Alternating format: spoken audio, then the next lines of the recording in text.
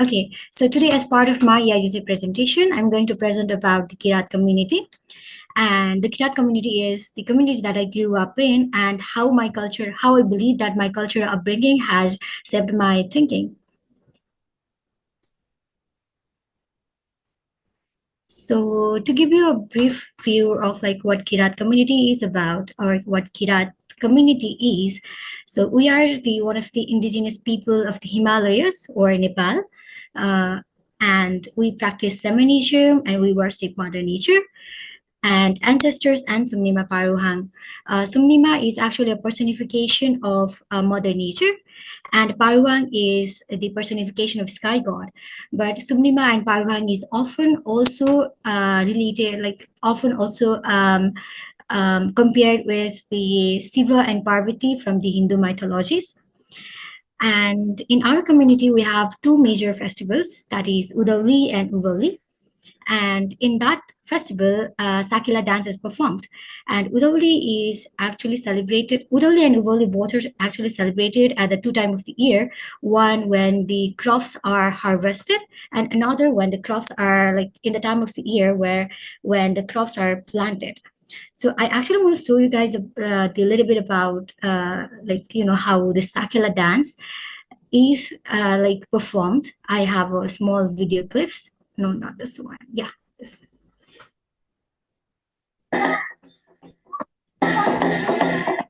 Are you guys able to hear my audio? Hear the audio of the video? Okay.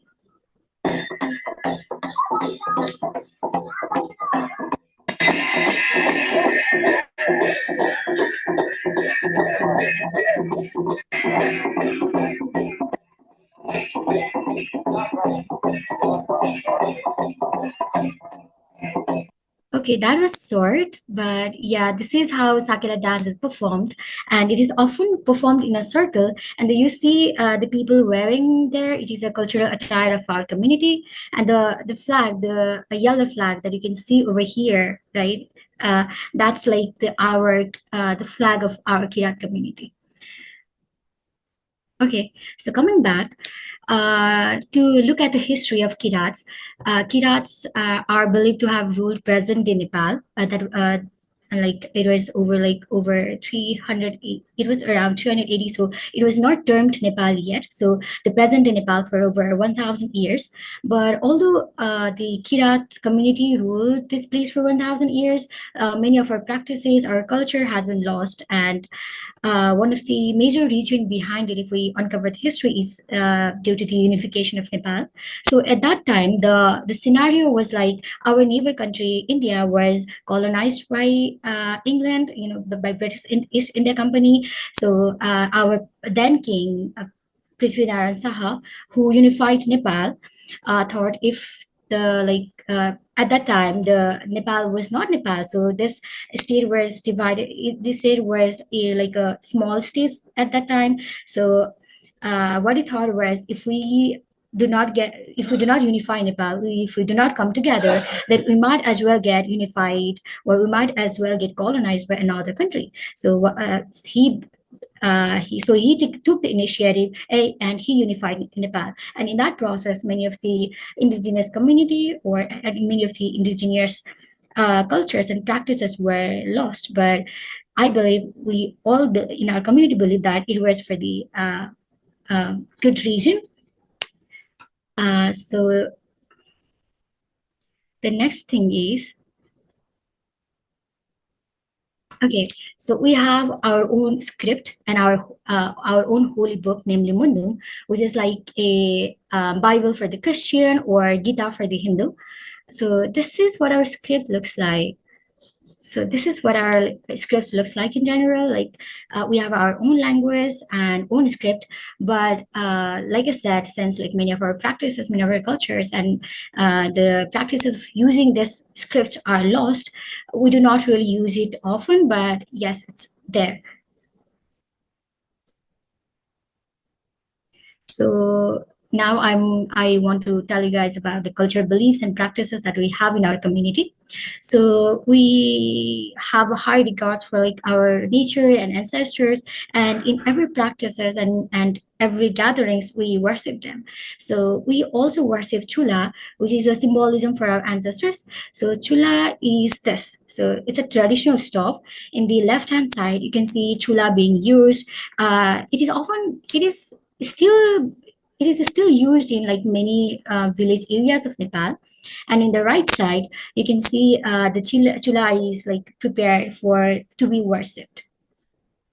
So it is believed in our, like, there is a myth in our culture that Chula is a place where the spirits of our ancestors reside. So we should worship Chula to make our ancestor happy, because what we believe is if we make our ancestors happy, then they can do good thing for us. They can guide us to the better future. But if we like make them kind of mad, then they can also like bring do bad things for us.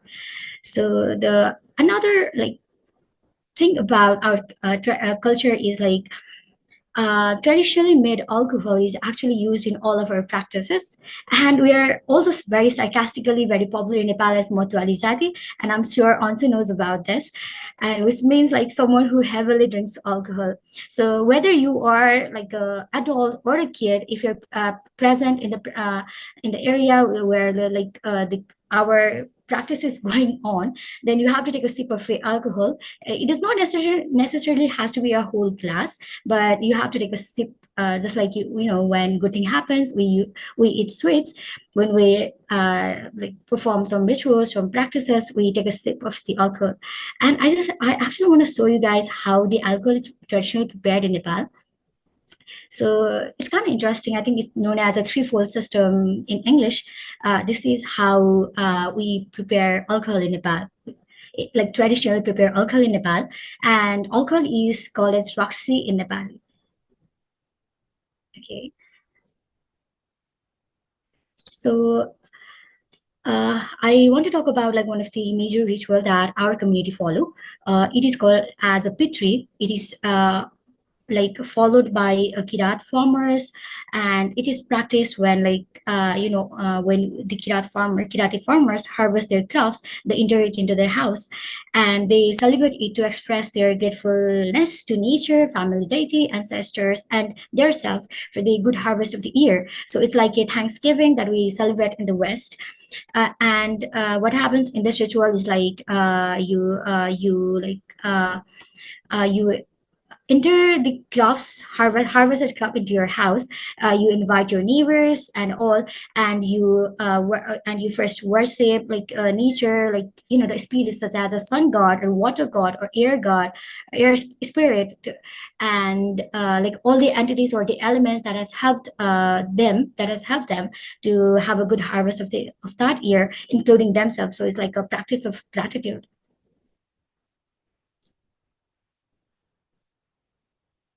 Mhm.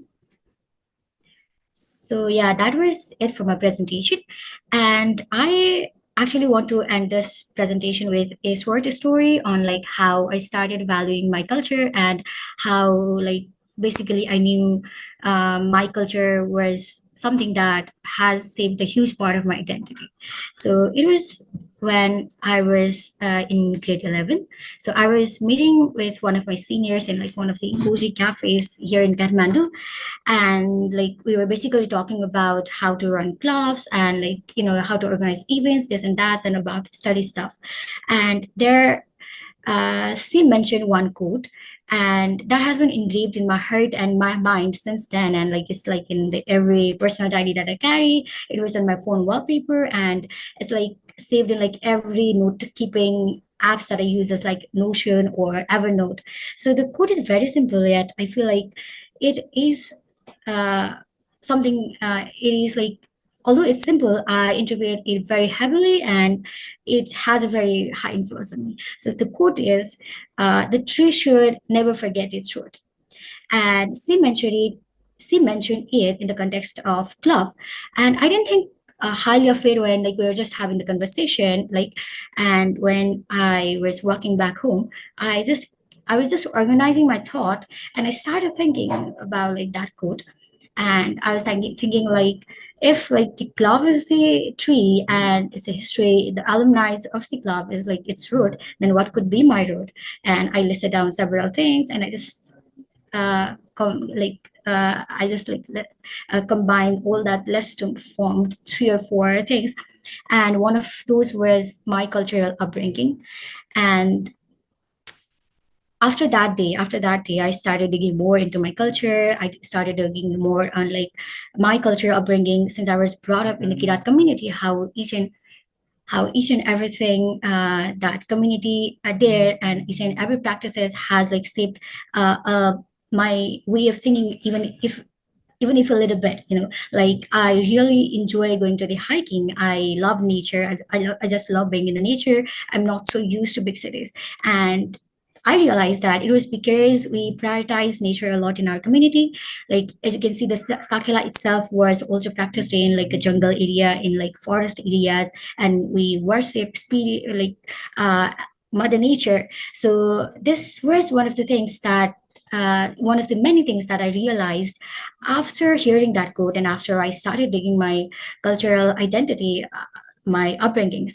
So I realized a lot of things from there, and I personally believe that a lot of the way we think about things, the way we feel about things, and uh, yeah, the way we feel and the way we think is the lot of part of it is shaped by like how we are brought up, and in what kind of community, in what kind of like religious community, or like we are brought up in.